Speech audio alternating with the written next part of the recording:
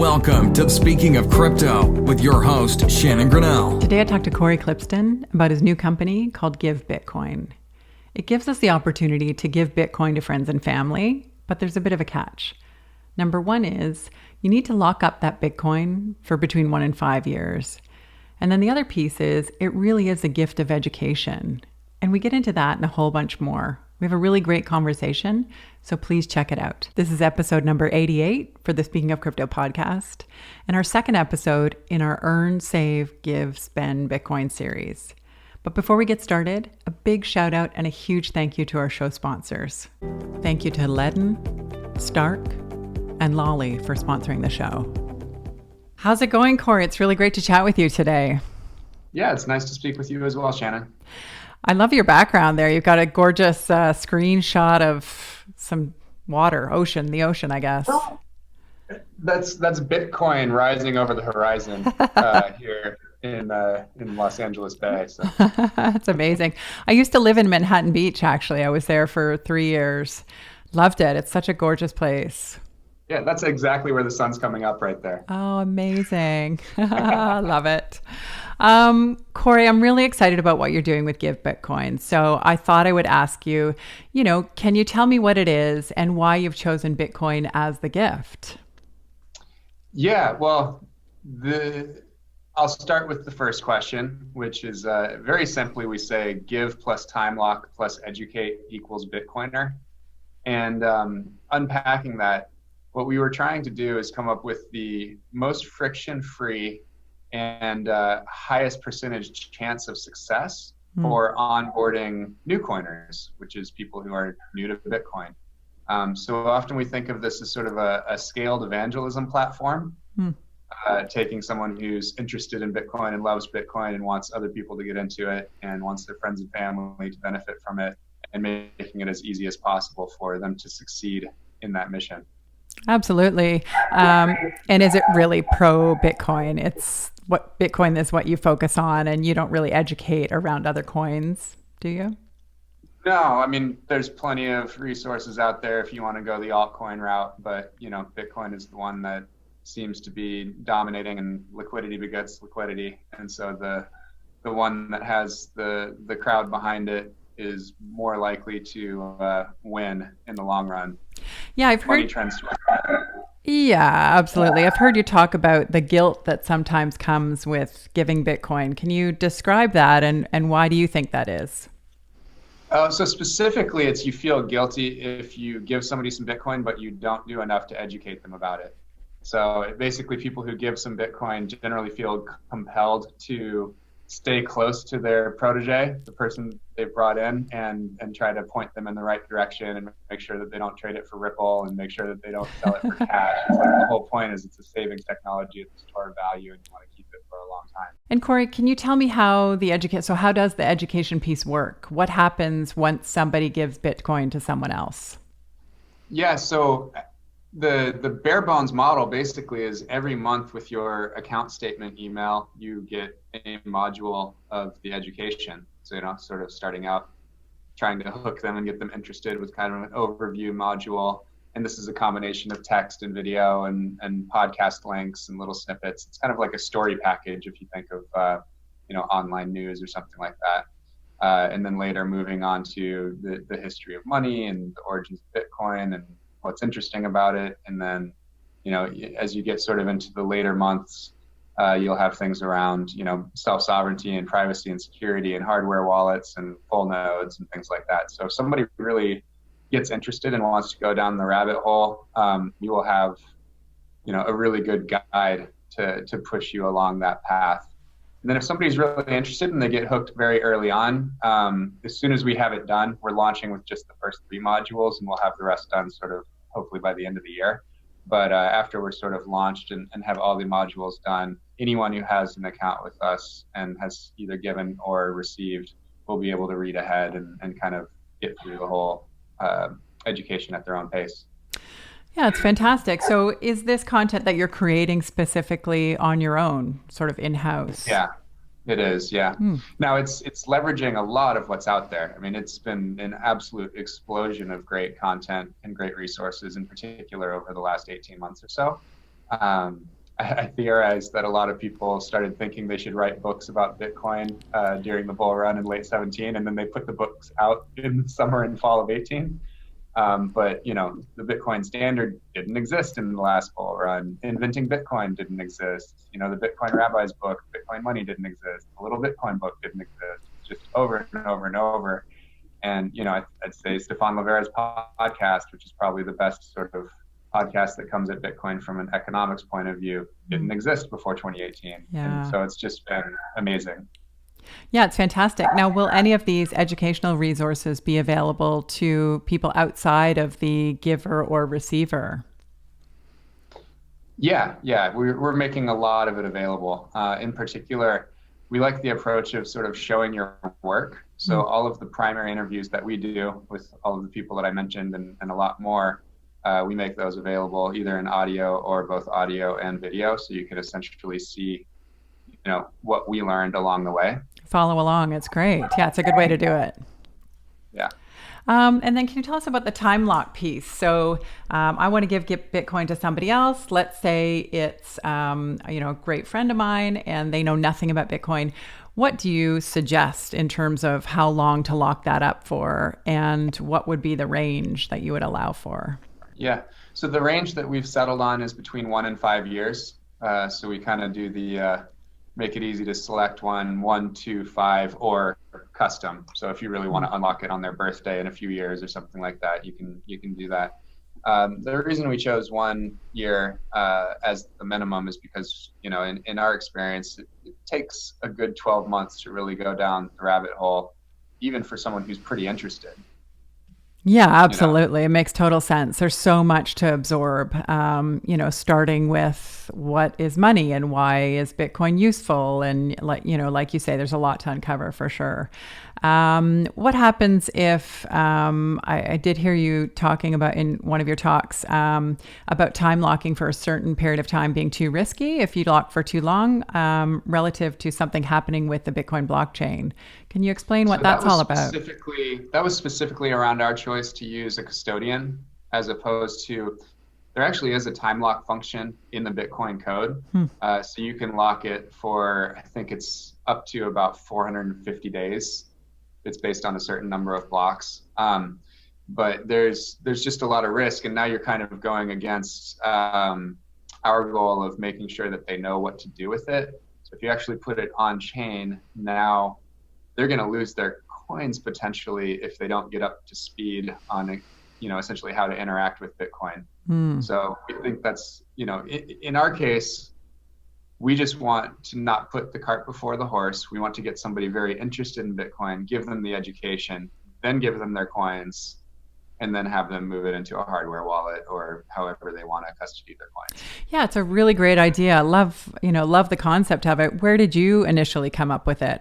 Where was the idea sparked? Yeah.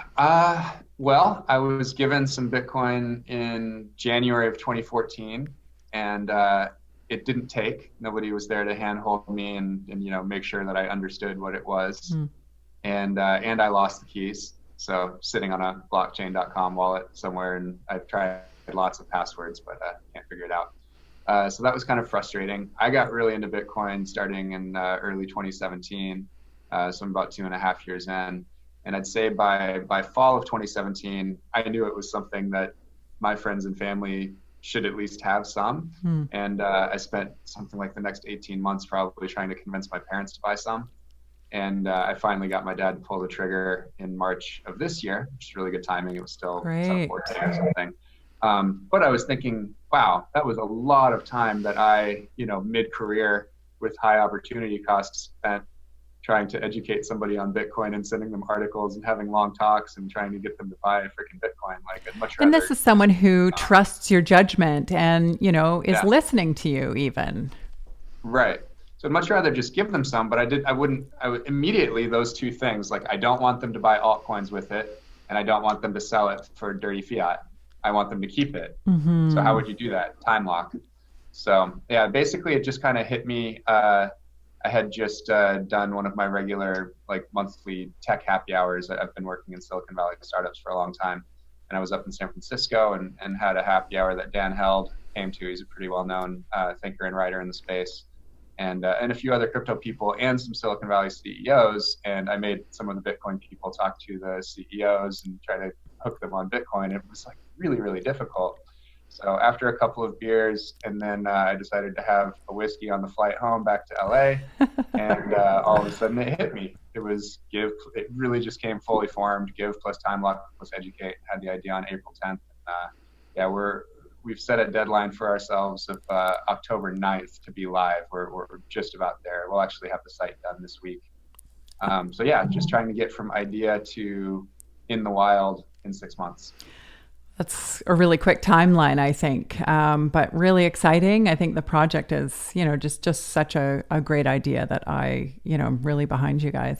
Appreciate that. You're wearing our colors, by the way. Yeah, amazing. That's funny. Yeah, almost. Exactly. No, it's amazing. I'm really supportive of the project, and can't wait to see what happens. I'd love to give some Bitcoin as well. So I've had a few thoughts around this. Right now I have these RESPs. So they are, I'm not sure how it works in the United States, but in Canada we have the opportunity to invest in our kids' education, and the government will contribute some as well. So it's like a pension, but it's an education fund. And so it's locked up and you can move it around and things like that. But I was wondering, would there be any opportunity to invest in a kid's education fund with something like what you're doing? Yeah, so I'm very familiar with 529 plans here in the US, which is basically the same thing, except our government doesn't contribute anything. Right. That's too bad. What they do is they let it grow tax-free, which is still great. Yeah. You're getting an extra 40% or whatever.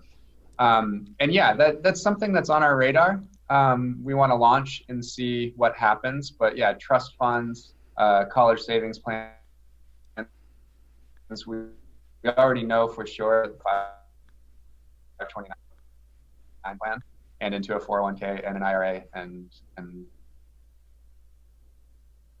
lots of other things. So some of those things are certainly on have, and how much room we have to run with this, because we're launching in 140 countries. We think that there are, at least 15 or 20 occasions that make a lot of sense that we've already identified for giving Bitcoin, whether it's weddings, graduations, birthdays, Christmas, bar mitzvahs, all those different times that you would give Bitcoin to somebody, let alone just wanting to.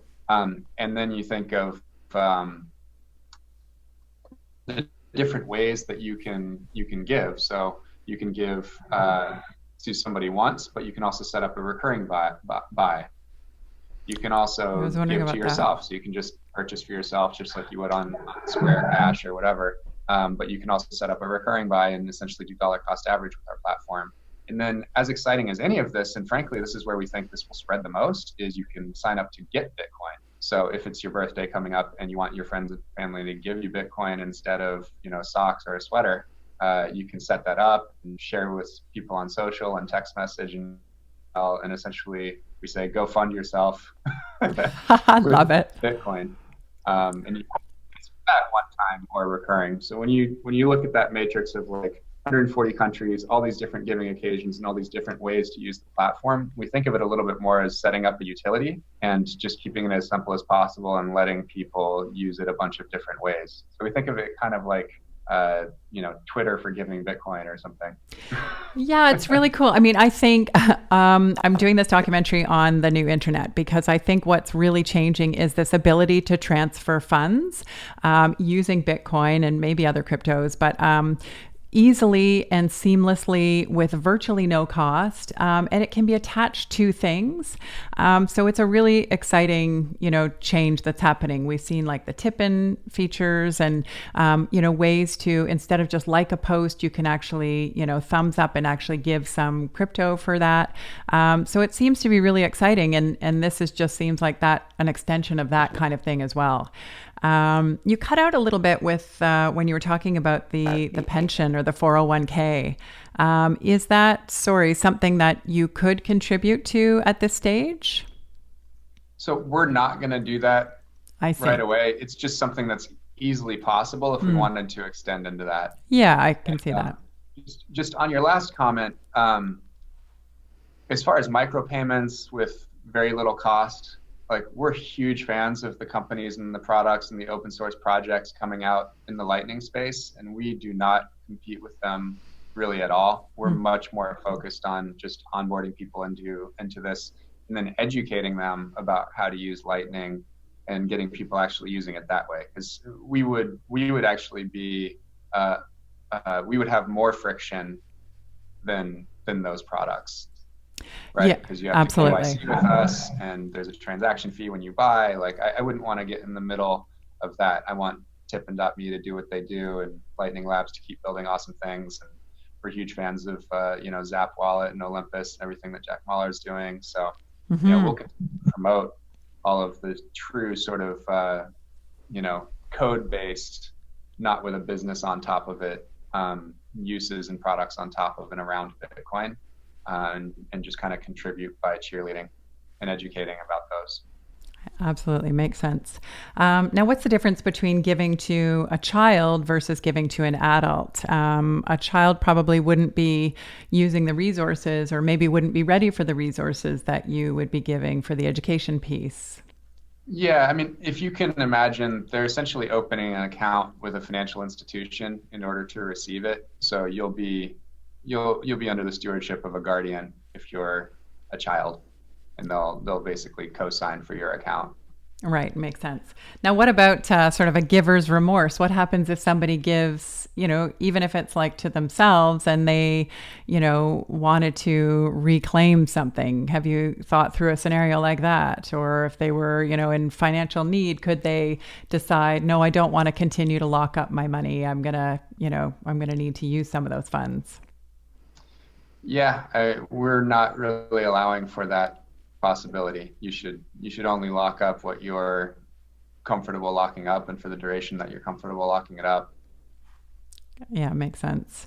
I wanted to ask you just personally about Bitcoin and what your philosophy around it is. So, there's a reason why you chose Bitcoin, and you are clearly very behind it as, this new store of value, currency. How do you see Bitcoin, and what are you really excited about?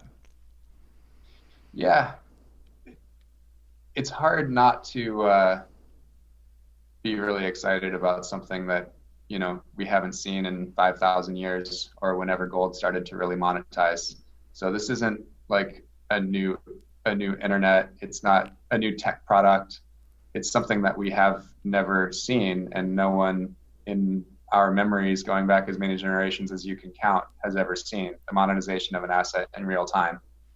So I just think it's spectacularly exciting to be around this, to watch it, to learn about it every day. You unpack it, and you never get to a point where you feel like you know more. Every little bit that you know makes you realize how much deeper you can go, and how much broader and how much more of an impact this can have.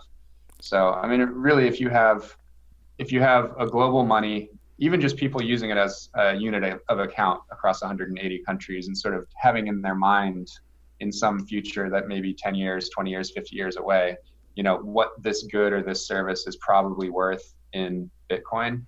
I get this from Jan Pritzker, and I don't know if he's the original one, but he wrote Inventing Bitcoin. He's a friend and an advisor to the company, and he often talks about, this is kind of like the metric system for value.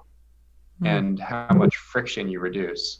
So a little known fact, and Safety and Amos writes about this in the Bitcoin Standard, but during the Belle Epoque and sort of the tail half of the 19th century, coinciding with the lion's share of the gains from the Industrial Revolution, all around the world, everybody was pretty much on the gold standard. And you could bring, a little bit of gold or some banknotes from the Bank of England and travel around the entire world and know exactly what you were paying, and everyone that you ran into for any good or service understood the value that you were giving them, and was also capable of pricing their goods and services in that currency. Fast forward to today, let's say that you're in, Doha, and you're trying to do business in Vietnam and Poland, and you're trying to figure out like how many euros to keep versus how many dong to keep, and trying to think about their central bank policies and what's going to happen, and is there going to be a bail-in if you're keeping some Cypriot funds. Like, it's just super complicated, and that's what's led to this way over financialization of the economy. The financial sector is probably 5 to 10 times bigger than it should be, and it's definitely 5 to 10 times bigger than it was historically, for us as a human race. Yeah, and it really seems like that means the value of Bitcoin will continue to go up, at least over time, because it's this hard money that we don't have with fiat. So is that part of the time lock? The reason why you wanted a time lock, that there's this volatility of Bitcoin when we look at sort of daily or hourly prices, and yet over the course of years, you do see, that it's continuing to go up. Yeah, I mean, we think that, listen, it's a bit of a bet on Bitcoin, right? Like if Bitcoin succeeds, it's not going to stay where it is. It needs to be able to store a lot more value because there's 7.5 billion people on the planet, and only 60 million of them even have a tiny bit of Bitcoin, and probably only a few million have any sort of substantial amount of Bitcoin. And so we're going to need a lot more capacity, for Bitcoin. It's at 150, 160 billion today. I think the smart people that I follow and talk to think that we're going to 100 trillion. So, if it goes that way, what happens in the next 5 years is a drop in the bucket. And really, we don't really encourage people to be selling at the end of their time lock. We want them to, believe in the long-term story of what's going on and understand it, and continue to be, as they say, hodlers. Mm-hmm. Yeah, absolutely.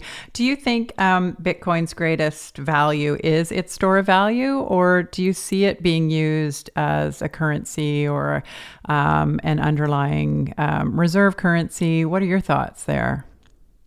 Yeah, so I think it's following a path that any monetary asset follows, which is basically it starts a little bit like a collectible, and people think that it's kind of cool. It was like, hey, those shells are pretty, or those glass beads are nice, or that gold is shiny. And then it becomes a store of value, which is when people realize, hey, this thing seems to be something that if I hang on to it for a couple of years, I can buy at least the same and maybe more with it in a couple of years as other people start to like it. And then you keep on moving up, and eventually it becomes a medium of exchange. And that's basically when volatility lowers enough that people don't mind spending it much more often.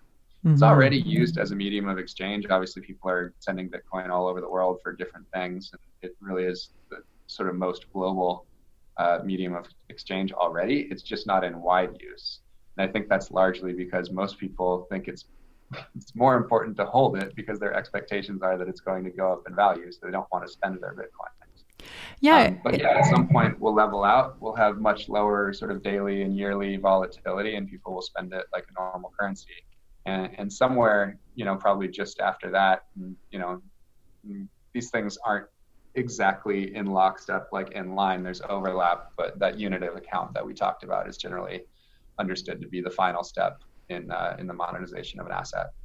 Yeah, I've heard you talk about the velocity of money. So I thought I'd ask you, how do you value a currency? And can you explain what that velocity of money is? I hadn't heard that term before. Are you sure that was me? But yeah, I've probably talked about it at some point. Yeah, I mean, it was interesting, and this was part of my education and understanding money much more deeply. It's not something that I learned a ton about in school, and even going to University of Chicago, where you would think they would teach that sort of thing. We talked about amounts of money, but never about the thing that was the money. Isn't it amazing? We really don't have that background. It's strange to me to think how much we learn through Bitcoin about our regular financial markets and money. Yeah, it is pretty fascinating. And the funny thing is, it's actually it's a history and a branch of knowledge that's basically been hidden from us for the last 80 years. Basically, starting with World War I, when we kind of set up the Federal Reserve, and then accelerating big time in 33 when, they confiscated the gold in the US. And, essentially what happened is we destroyed the multi-millennial tradition of classical economics. And the only branch that survived is what we now today call Austrian economics. But Austrian economics really is just classical economics. It's the best thinking and the best logic and the best learning from experience passed down from hundreds of generations is what feeds into that one branch. And so, yeah, if you didn't, as a kid, get interested in Austrian economics, or, go to one of the universities that still includes Mises or something like that, like, you probably missed out, and Bitcoin is your first introduction to classical economic thought. But these things aren't mysteries. You had Jefferson saying that, we should never, ever let any, banks print money. It should always be only gold and silver. So people understood that we were headed down a bad path once you could start printing paper money. Yeah, absolutely. And how do you value Bitcoin? We don't need to talk about velocity of money, but you could. No, I think I can tell you. Yeah. So I didn't answer that question. I think probably the most interesting branch of thought right now is thinking about it in terms of a stock to flow ratio. And this was introduced to sort of mainstream economic or Bitcoin economic thought in Safeteen's book. And then it's really gone wild with a Netherlands-based pseudonymous gentleman who goes by Plan B on Twitter. He's done some podcasts, and he's written quite a few pieces, and he's got some really good modeling and some people helping hammer on it. But basically, this idea of a stock to flow ratio is the amount of an asset that is sort of in the stock, so above ground or in vaults or in people's possessions, that you can measure as compared to the flow, which is the amount of new supply of that asset that's added every year. If you have the higher your stock to flow ratio, the more valuable the asset is, essentially. And so when you compare, gold is something like 55 or 60 stock to flow ratio, and silver is around 3, and that pretty much lines up on a log scale of where their values are. So what's really exciting about Bitcoin is it appears to be following, if you chart 5 or 6 sort of assets that have been used as stores of value, and then you look at where Bitcoin is, it's approaching gold now at this next halving next year, and then in the one in 2024, it'll have by far the highest stock to flow ratio of any asset that's ever existed. Wow, that's really interesting. Now, Cory, you have a background in the venture world. I thought I'd ask you, like, as a VC, what do you look for in a company? How do you spot that growth potential?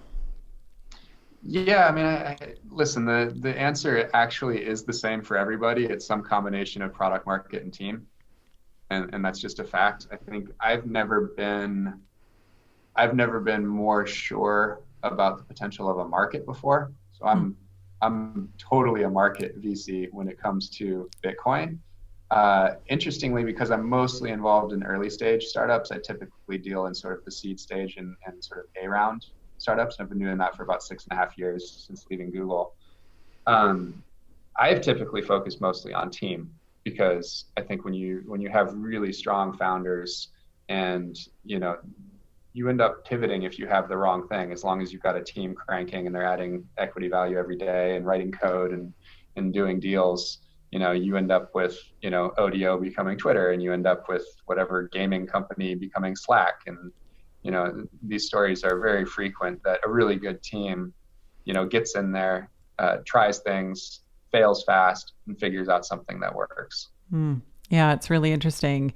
I've been sort of thinking about, I guess, decentralized like education and how we tend to learn in a decentral way wherever we can nowadays, whether it's through podcasts, online, YouTube videos, and, just anywhere where we can get our information or our ideas, as opposed to the old school format, which was a lecturer who was basically imparting ideas and not taking any sort of feedback from students and that kind of thing.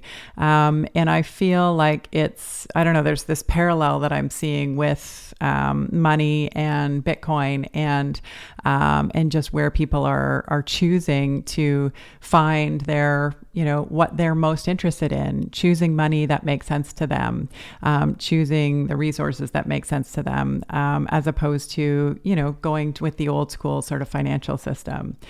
Yeah, it's just my way of kind of looking at it. Right. I think you're 100% right. And I think that, when you see something that's as interesting and important as Bitcoin is and has the potential to be, and you realize that the best education possible is pretty much on Twitter, What does You that say wonder, about our like, days? where are our institutions? Like, why aren't they're just amazing college level Bitcoin classes? And obviously, there'll be one day, but then when that then opens up that rabbit hole around education and learning. So if you see that, hey, Bitcoin is like that, well, why am I learning in this sort of rote memorization, institution-led way for other topics? Like, what else can I find? I've heard a bunch of stories of people that have learned about Bitcoin this way, and then they kind of, as you're noting, they model that and use that to learn about the next topic. And they're like, oh, well, if I get super interested in debt markets, why don't I just get on like, financial Twitter and find all the debt people and learn about that? Or, I'm super interested in AI. Well, I'm going to just find the best AI bloggers. Like, I'm not going to go take a extension course on AI from the community. Like, why would you do that? Yeah, it really makes me wonder. My 12-year-old was asking me if he could drop out of school. And I said, no, I think you need to finish high school. In terms of whether it's college or university or none of the above, I'm really, really open to what he wants to do then. That's like 5 years from now. Because who knows? And I think that now, especially in that period of time, that kids will be able to choose their own route a lot more so. And we may value university degrees less than we do now, and see what somebody knows as, just as valuable as where they got it from. It'll be interesting. Yeah. I mean, I think, I don't know if there's going to be some point where it just falls off a cliff. It may just be that people start to recognize this other approach, and, that they value what people are actually delivering. I think one of the things that I do think Bitcoin makes people a lot more entrepreneurial, because you want more coins, and your job may not allow you to sock away as many as you want to. Absolutely. So, the last time I saw people acting like this was late 90s. I came out of college in 98, and I was already kind of like into the internet since probably 94 or something like that. I remember getting my first job, and in the dot-com boom, when things were just going up, it was like popcorn with these little micro-cap stocks that would just get big. And yeah, there were people exhibiting the same kinds of behaviors that you do in Bitcoin, but Bitcoin appears to be something that's lasting and not sort of a one-time bubble. But yeah, people were, trying to save every penny and not going out to eat and trying to just like put it all into stocks. Back then. Absolutely. I mean, it's so exciting what's coming, which is why I wanted to do this podcast series on earning, saving, giving, and spending. Are there any projects that you wanted to highlight where you can, do those things, earning more Bitcoin, or what would you recommend? Yeah, well, I know you had Matt from Lolly on, which is great product, super interesting. Yeah, and I've just talked to Alex as well, so he'll be a part of this series as well. Awesome. Yeah. So love those guys, big fans from the other coast, watching what they're doing. I'm kind of just interested in anybody building on and for Bitcoin. I'm a huge fan of Unchained Capital and what they're doing, essentially creating financial services company for Bitcoiners, essentially on top of Bitcoin. BlockFi is doing some similar things. And I think that we'll see thousands of these companies spring up. I think that we'll eventually see thousands of companies like ours.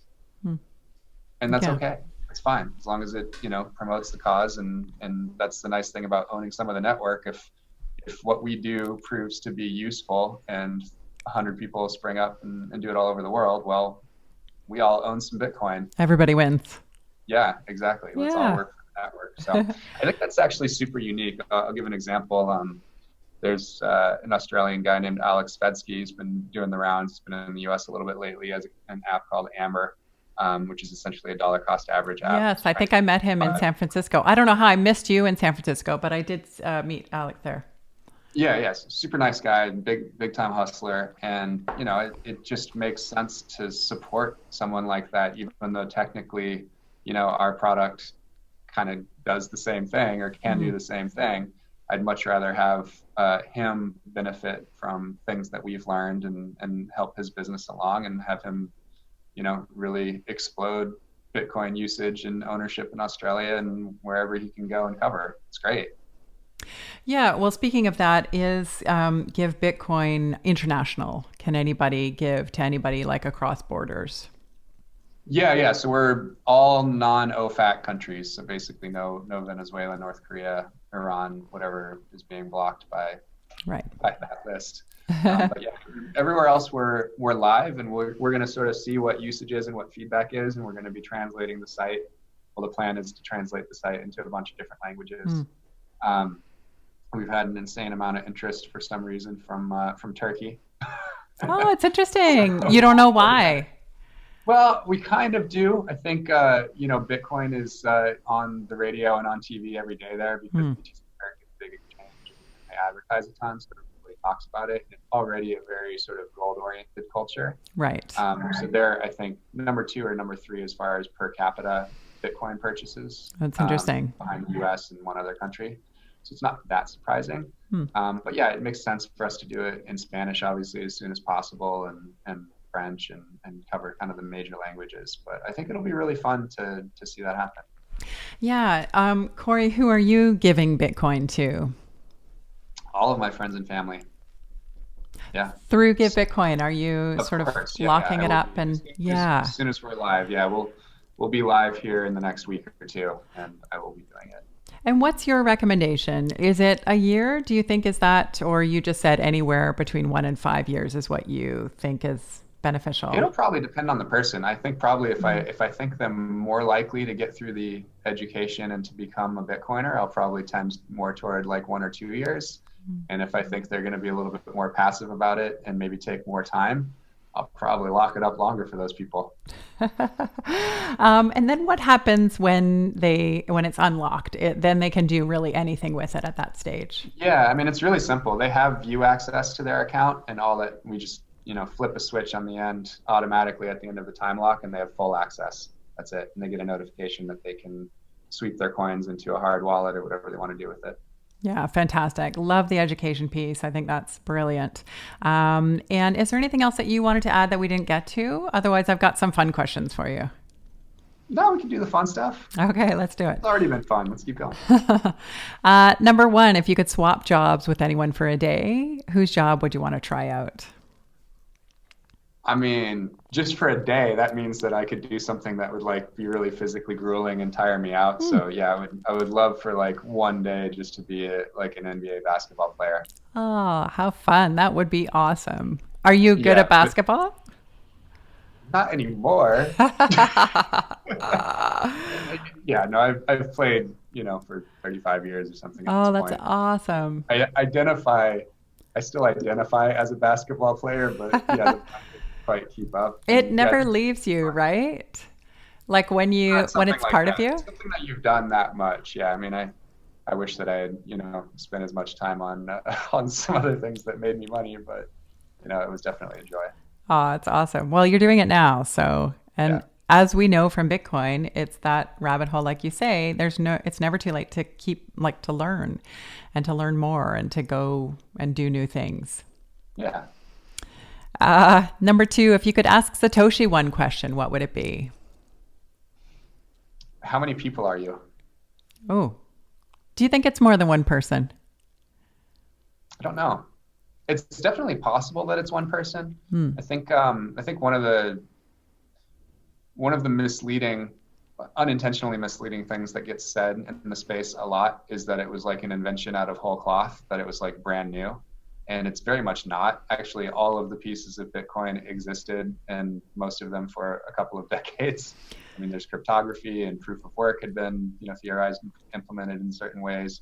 It was really just like the piecing together. It was what they call in my venture world, like a combinatorial innovation. And so it is, I think, actually fairly realistic that one person could do that.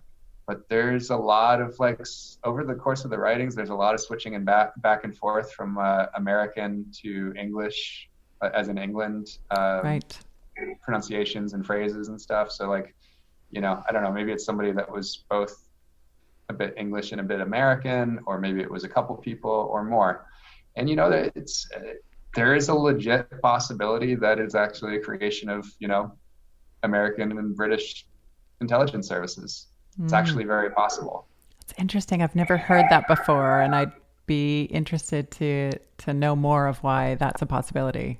Well, if you sort of do war games or economic games in a multi-year scenario planning sort of setup, you would say, oh, this fiat system is going to collapse. We need a release valve. It's interesting. Raoul Pal from Real Vision has talked about this on a couple podcasts recently about his, pretty staunch belief that it was probably a combination of the NSA and whatever the counterpart agency is in the UK that actually created this. That's really interesting. And it may, give reason to why that 100 million Bitcoin or what that large amount a million Bitcoin that's been locked up right from the get-go. Well, people say that, but really it's just kind of an estimation of what people think Satoshi probably mined in the early days, because he was, most of the network for a long time.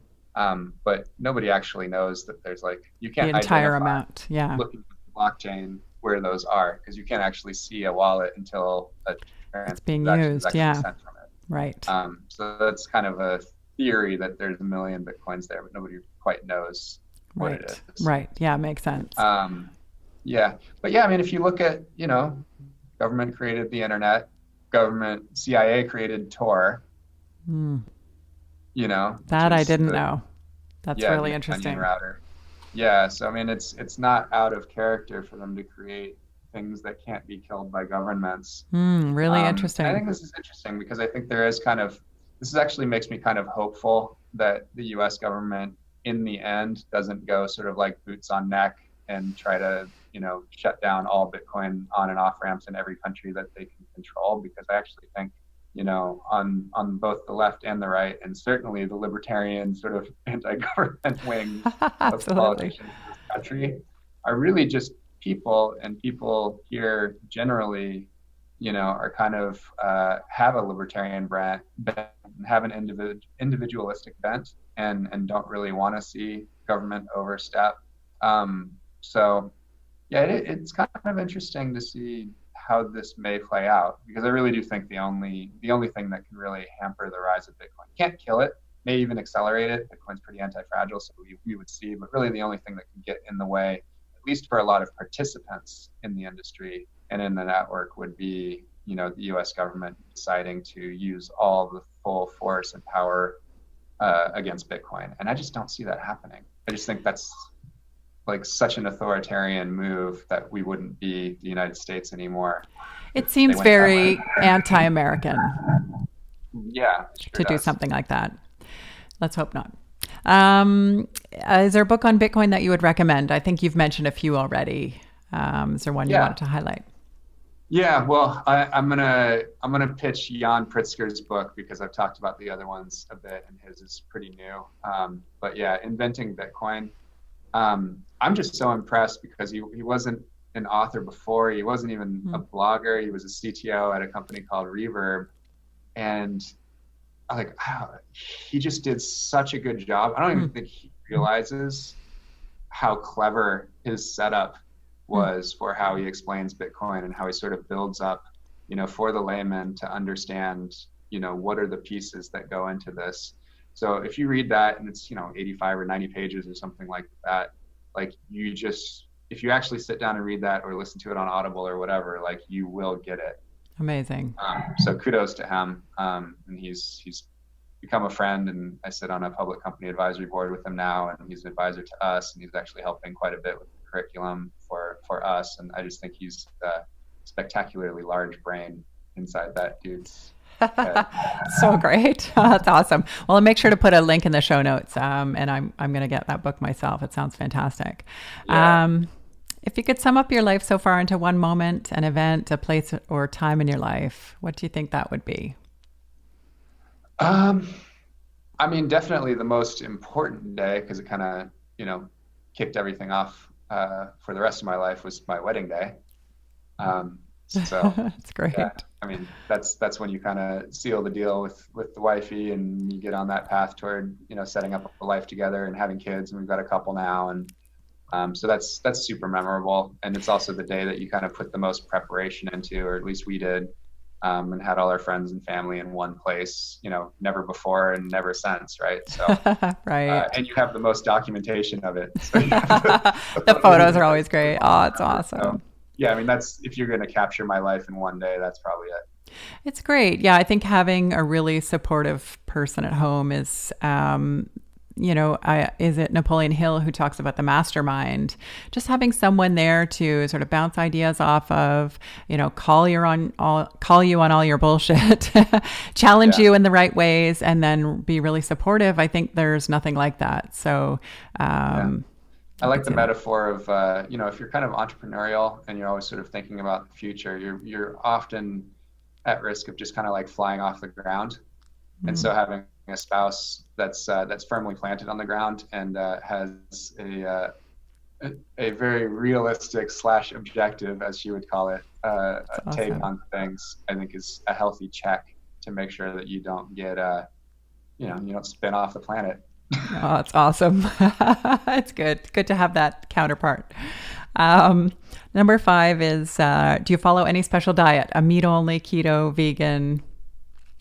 I eat a Eastern Mediterranean diet, basically. Which is, can you explain it a little bit? Yeah. Fresh meats and fish, lots of vegetables, not dogmatic about some grains and stuff like that. But yeah, just don't eat too much and eat super healthy, almost no boxed foods, just kind of really healthy.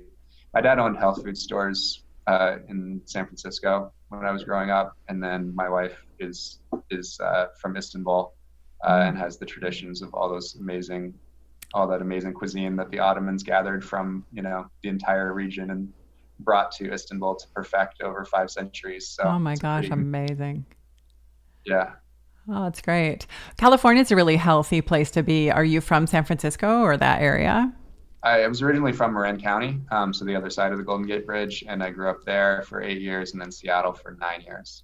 I used to live in Marin just for 1 year. My dad is a retired architect, and he was working on Yerba Buena Gardens, which is in San Francisco. Yeah. And we moved to a little town called Ross in Marin County. Oh, nice. Do you know where that is? Ross, I don't remember it. I lived in San Rafael. Okay, yeah, it's not too far, but it's such a gorgeous, it was the best, that tiny little town. I was there in my 7th grade, and it was the best school I've ever been to. It was just an incredible experience for me. Loved it. Yeah, well, I was definitely raised kind of like a hippie. So my elementary school was called Rivendell because, of course. That's great. Oh, that's awesome. Cory, thank you so much for taking the time out today. I really appreciate chatting with you. Yeah, no, my pleasure. Thanks for doing this, and good luck with all your upcoming podcasts. So, Cory, tell me, where can we find Give Bitcoin?